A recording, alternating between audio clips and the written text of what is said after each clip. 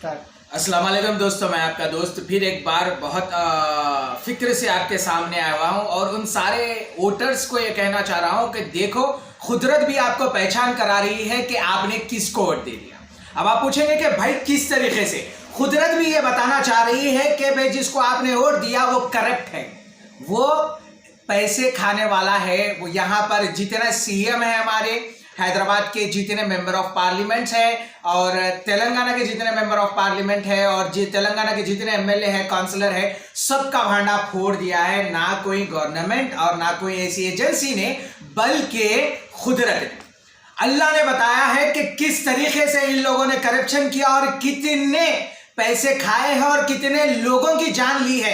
आज अगर एक एक तेलंगाना का शख्स मरा है, ये सारे मौतों का जिम्मेदार वो केसीआर और केटीआर है और उनकी चलती हुई गवर्नमेंट है और उनके चाबलूस लीडर है जो ये गवर्नमेंट का छप्पा बताते हुए अपने घर भर रहे हैं, घरों को महल बना रहे हैं, गरीब आवाम का नाम का टैक्स कलेक्टेड अमाउंट को सही जगह पर इस्तेमाल नहीं कर रहे हैं।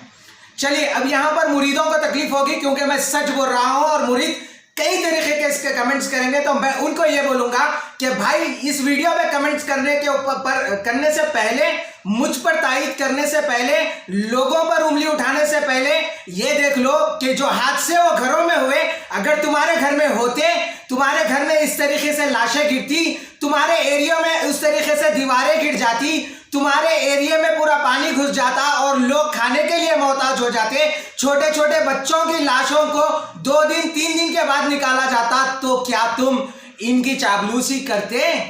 और क्या तुम ये बोलते थे कि हमारे कायद है, हमारा सीएम है, हमारे केसीआर साहब है, हमारे केटीआर साहब है, वो हमारे होम मिनिस्टर साहब को भी कह रहा हूं और प्रेजेंट बैठे हुए सीएम साहब को भी कह रहा हूं, अगर 6 साल में आप सिर्फ एक सिटी को कवर नहीं कर सके, डिस्ट्रिक्ट के गांव को कवर नहीं कर सके, और जो आपने ख्वाब दिखाया था सिंगापुर बनाने का, आपका ख्वाब मुकम्मिल हो गया। और मैं सलाम करता हूं उस निज़ाम को और निज़ाम की बनाई हुई हुकूमत को, जिस पर आज आप नाम बदलने की कोशिश कर रहे हो, बोर्डों पर नाम बदल रहे हो, उनको मैं सलाम करता हूं। आने वाले 100 पीढ़ियां भी उनको सलाम करेंगे, क्योंकि उनकी बनाई हुई इमारतें जितनी कदीम है उतनी मजबूत है। ना कि उन्होंने करप्शन कर कॉन्ट्रैक्टर से पैसे खाया, ना कि एमएलए से पैसे खाया, ना कि एमपी से पैसे खाया और ना ही काउंसलरों से पैसे खाकर कंस्ट्रक्शन कराया, बल्कि अपने खजानों में से कंस्ट्रक्शन कराए हुए इमारतों पर एक बार नजर डाल लीजिए, उसको कहीं पर भी धक्का नहीं लगा। आज हमारे नए नए रोड्स डल रहे हैं, नए नए तरीके से जो है ना फ्लाईओवर्स डाल रहे हैं, वो सारी चीज़ों की ज़रूरत नहीं है। हमारे कई इंजीनियर्स, कई कॉन्ट्रैक्टर्स बेकार बैठे हुए हैं घरों में, इसका जिम्मेदार भी हमारे केसीआर साहब हैं।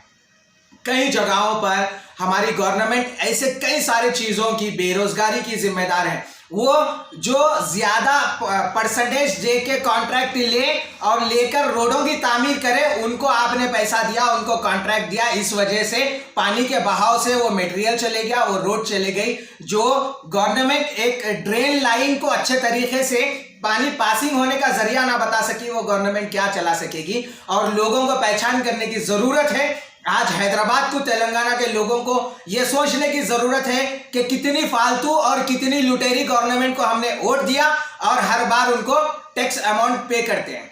अगर ये बात मैं निकालूंगा तो वो कहेंगे कि भाई मोदी तो इंडिया को लूट ले रहा है। मैं बोलता हूं मोदी एक सच्चा लीडर है। Modi, Narendra Modi, prime minister of India, जो बहुत ही ईमानदारी के साथ अपने कमिटमेंट्स पर उतरे हैं और अपने कमिटमेंट्स निभा रहे हैं। पब्लिक के साथ नहीं, इंडिया की पब्लिक के साथ नहीं, पर उनको जिसने सीट पर बिठाया उनको उन्होंने बाइज्जत बरी कराया, उनके जितने भी कर्जे माफ कराए। यहां तक कि उन्होंने ये बोला कि अडानी अंबानी के साथ साथ जो है ना अडवाणी जी को बाइज्जत बरी कराने का वादा क्या उन्होंने किया?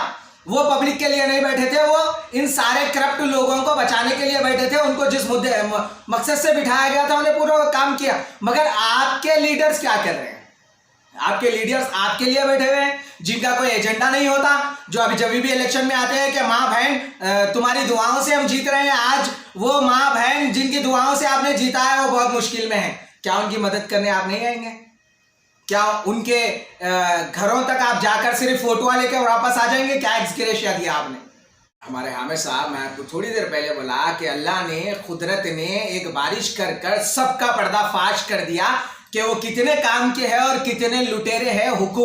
हुकूमत में अलायंस, अलायंस से अलायंस, फिर उनके मुरीद, आप जैसे उनके चाहने वाले जो उनका नाम बार बार सुनना चाहते हैं, उनको भी ये कह रहा हूं कि अल्लाह ने इनको बता डाला, इनकी असलियत दिखा डाली कि ये कितने करप्ट है, कितना अपना घर भरते हैं और कितना अपने बच्चों के दावतों में पैसे लगाते हैं, ना कि आवाम के रोड पर, नालों पर। यहां तक कि इनके ऐसे भी चाबलूस हैं जिनके घर में का नाला भी दूसरों के मेनल में मिला हुआ है, ना कि ये खुद अपने घर के नालों के लिए पैसे लगा सकते हैं। तो यहां पर मैं तनकीद कर रहा हूं, यहां पर मैं सारे तेलंगाना गवर्नमेंट को यह बोल रहा हूं कि हमारी टोल प्लानिंग इतनी वीक है, हमारा वाटर स्टोरेज इतना वीक है कि लोग मर जा रहे हैं। और हैदराबाद के MP असदुद्दीन अवैसी साहब जिस तरीके से 5 लाख रुपए पान खा के थूकने की बात किए थे, अल्हम्दुलिल्लाह हैदराबाद का हर बंदा जो है 5 लाख नहीं 10 लाख का भी पान खा के थूकने में बिल्कुल भरोसा रखता है।